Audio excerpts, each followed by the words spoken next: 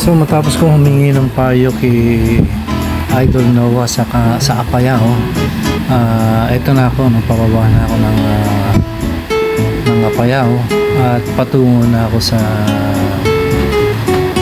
Tuaw. Okay, so at this point, ang gagawin ko talaga matutulog lang ako sa Tuaw bago ko tutuloy uli sa Pinukpok, tapos aakyat ako ng Balbalan.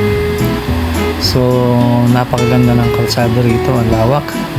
Nakikita nyo naman, open sky at walang sasakyan at walang traffic.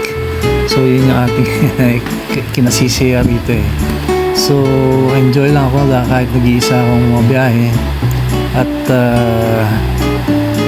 taking my time, enjoying lang, kasi yun naman ang hinahanap natin sa biyaheng ito, yung walang hassle, no?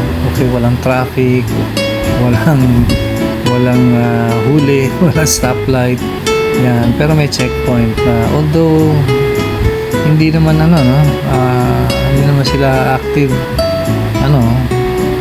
andyan lang, naka-warning lang, pero lang naman, hindi naman naka-restrict or anything. Siguro hindi naman naka-alert ng ngayon. Yung experience ko sa Tuaw is medyo exciting na nangyari, no?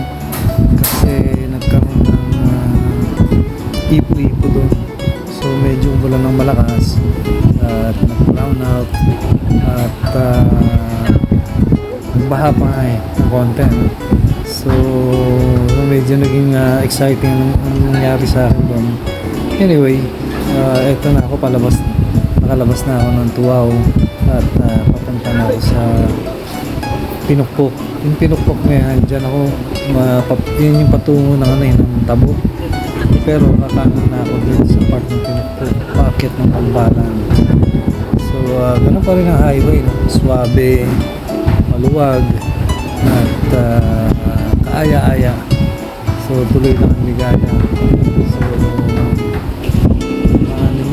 open sky pa rin. Buti maganda ang weather dito sa time na yan, nandyan ako. So cheers lang and shout out sa mga biyahero at sa alam ko ang nararamdaman nyo pagka tumatakbo kayo sa ganitong lugar, because this is a very exciting experience. Nandito ako sa highway at parang nakarelax ka lang. So malayo-layo na rin ang natakbo ko, no? Coming from Tuaw, and eto na ako uli sa open sky at open highway. So enjoy lang talaga dito. Katunayan nga, naka 50 kilometers na ako. I've been traveling for more than an hour already. At parating na tayo sa area ng Pinukpok. So medyo bagito tayo dito sa lugar na to, pero makita nyo naman yung puro kasada, maluwag talaga at enjoy. So ang naano ko lang dito is hindi ko alam kung what to expect, kasi makita nyo naman walang tao, walang mga bahay, pero after a few, almost 1 hour or so, magkakaroon din yan. So nag-aano lang. In fact, ang para makarating ako ng Balbalan Junction ng Abra, which is my true destination, roughly mga 200 kilometers to 300. So abutin ako ng mga 4 hours dyan para lang makarating ako sa part ng Abra. So tuloy lang ang biyahe at enjoy lang dito. Nakikita nyo naman, napakasarap, solong-solong ang kalsada.